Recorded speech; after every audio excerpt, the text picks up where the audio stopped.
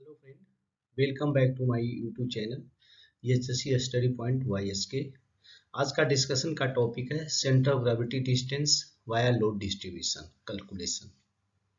यहाँ पे देख रहे हैं पिक्चर में कोई लोड है जिसे उठाना है। यहाँ पे दो स्लिंग का इस्तेमाल करना है और इसमें सेंटर ऑफ ग्रेविटी का पता है। पहला स्लिंग सेंटर ऑफ ग्रेविटी से 2 मीटर पे लगा हुआ है, जबकि दूसरा स्लिंग सेंटर ऑफ ग्रेविटी से 8 मीटर पे लगा हुआ है। अब यहाँ यहाँ पे ये कैलकुलेट करना है कि स्लिंग ए पे कितना लोड आएगा और स्लिंग 2 पे लोड कितना आएगा। यहाँ पे जो लोड उठाना है उसका वेट 10 टन है। अब कैलकुलेशन करना ही है कि स्लिंग 1 पे लोड कितने आने वाले हैं और स्लिंग 2 पे लोड कितने आने वाले हैं। तो यहाँ पे एक चीज देखेंगे, इसको कैलकुलेट करने का कुछ चीजें होते हैं जिसको याद रखना जरूरी है। सबसे पहले सेंटर ऑफ ग्रेविटी डिस्टेंस जो होता है वो इनवर्स प्रोपोर्शनल होता है लोड डिस्ट्रीब्यूशन का। पहला चीज याद रखना है कि सेंटर ऑफ ग्रेविटी डिस्टेंस जो होता है, सेंटर ऑफ ग्रेविटी ये जो है, तो सेंटर ग्रेविटी डिस्टेंस जो होता है वो इनवर्स प्रोपोर्शनल होता है लोड डिस्ट्रीब्यूशन का। ठीक है, ये पहला पॉइंट है। दूसरा पॉइंट इसमें याद रखेंगे कि हुकिंग पॉइंट आप यहाँ पे देख रहे हैं, हुकिंग पॉइंट यहाँ है जो कि 2 मीटर पे है, दूसरा हुकिंग पॉइंट यहाँ है जो सेंटर ऑफ ग्रेविटी से 8 मीटर है। तो ये दूसरा पॉइंट है कि हुकिंग पॉइंट 25% डिस्टेंस पे अगर है from the centre of gravity तो स्लिंग कितना कैरी करेगा, sling will carry 75 pound load. आप देख रहे हैं 25% डिस्टेंस पे पहला है, तो ये स्लिंग है जो 75% लोड को कैरी करेगा। जबकि दूसरे स्लिंग में आप देख रहे हैं कि 75% डिस्टेंस पे है, ज़्यादा डिस्टेंस पे है सेंटर ऑफ ग्रेविटी से, तो इस पे लोड सिर्फ 25% ही लोड आएगा। फिर से समझते हैं, जो स्लिंग नंबर 1 है वो सेंटर ऑफ ग्रेविटी से 8 मीटर दूर है, मीन्स 75% डिस्टेंस पे है। तो ये जो स्लिंग है इस पे सिर्फ 25% ही लोड आएगा। जबकि दूसरे स्लिंग की बात करें तो सेंटर ग्रेविटी से सिर्फ 2 मीटर डिस्टेंस पे है, यानी कि ये 25% डिस्टेंस पे है, तो इसमें 75% लोड आएगा। तो हाँ, सब क्लियर हो गया।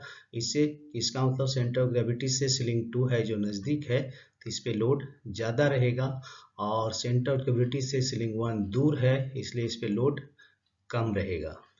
तो अब यहाँ हम देखते हैं कि कैसे होगा। तो आप देख रहे हो कि पहला यहाँ पे सीजी लोकेटेड जो है वो पहले स्लिंग से 8 मीटर है, जबकि दूसरे स्लिंग से 2 मीटर है। ठीक है, तो इसका कैलकुलेशन का फॉर्मूला क्या होता है, अगर स्लिंग 1 के लिए अगर हम लोड डिस्ट्रीब्यूशन की बात करेंगे तो यहाँ पे क्या होगा, हमारा वेट कितना है 10 टन, और इनटू स्लिंग 1 के लेंगे तो अपोजिट आफ्टर जो हमारा सीजी है उसके अपोजिट जो सेकेंड स्लिंग का डिस्टेंस क्या है उससे मल्टीप्लाई होगा। तो क्या हुआ, हमारा 10 टन हुआ, और इनटू इनवर्स प्रोपोर्शनल है जो कि हमने बताया था, तो इसलिए इनटू 2 मीटर हो गया, और डिवाइडेड बाई दोनों का डिस्टेंस, सेंटर ऑफ ग्रेविटी से दोनों ही स्लिंग का डिस्टेंस कितना है, तो 8 मीटर प्लस 2 मीटर। अगर आप इसको कैलकुलेट करेंगे तो क्या हुआ 20 टन ये हो गया, और डिवाइडेड बाई 10 टन तो ये हो गया 2 टन।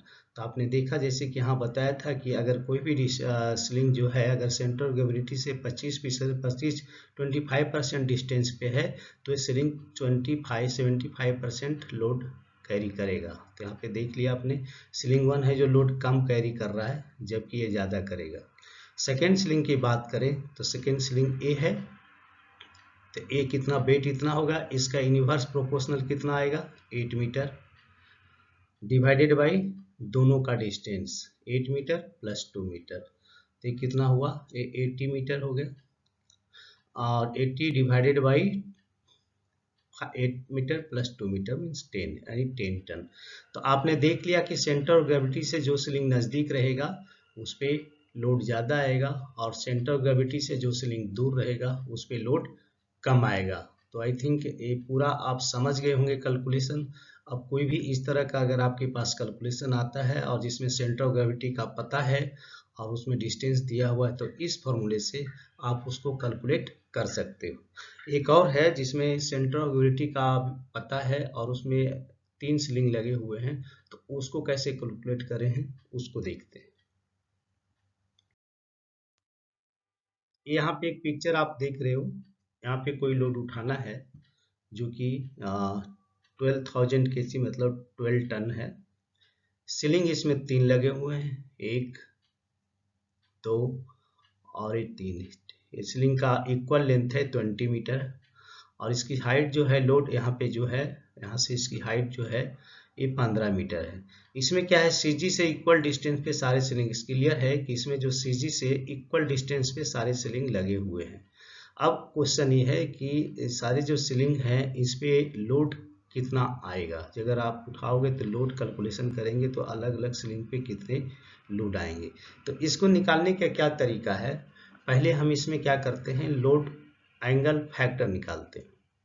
तो लोड एंगल फैक्टर निकालने का क्या फॉर्मूला है कि ये जो हाइट हुआ जिसको हम लोग हेड रूम भी बोलते हैं, तो ए और सीलिंग का लेंथ, तो सीलिंग का लेंथ एंड डिवाइडेड बाई ए करेंगे जिसको हम लोग क्या बोलते हैं, हेड रूम मीन्स हाइट, तो आपका निकल जाएगा लोड एंगल फैक्टर। तो यहाँ पे आप देख सकते हैं divided the length by the head room H, तो एल बाई एच किया, एल आपका 20 था, एच था 15, तो कितना हुआ 1.33, ये लोड फैक्टर निकल गया। ठीक है, अब आप सिंपल सी बात करेंगे, determine the share of the load. तो share of the load distribute अगर यहाँ पे आप कैलकुलेशन करेंगे तो सिंपल क्या है, अगर यहाँ पे 12,000 kg का लोड है, अगर 3 सीलिंग है तो सिंपल एक कैलकुलेशन कीजिए कि तीनों पे लोड कितना आएगा। तो अगर उससे डिवाइड करते हैं, सिंपल कैलकुलेशन यहाँ पे है कि load weight divide by number of ceiling जितने भी हैं, तो 3 सीलिंग है तो कितना होगा 12,000 डिवाइडेड बाई 3, तो यहाँ पे आ गया आपका 4,000 kg। ठीक है, तो आ गया share of the load 4,000 kg।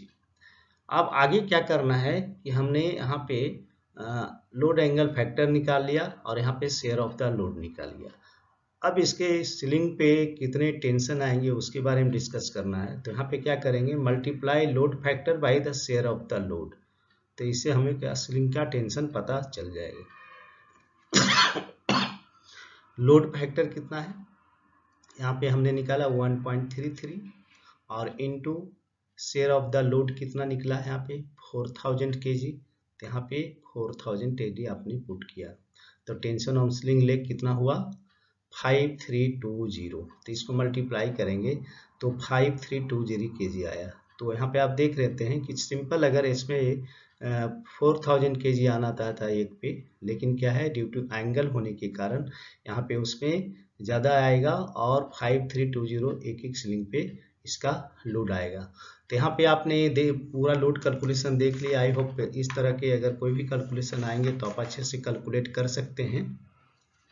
तो अभी जाते जाते हम सभी से रिक्वेस्ट करना चाहेंगे कि जो चैनल पे नए हैं तो हमारे चैनल को प्लीज़ सब्सक्राइब करना ना भूलें और बेल आइकन को भी प्रेस करें ताकि इस तरह का इंफॉर्मेटिव वीडियो जब भी बने तो आपको हमेशा मिलती रहे। Okay, thank you.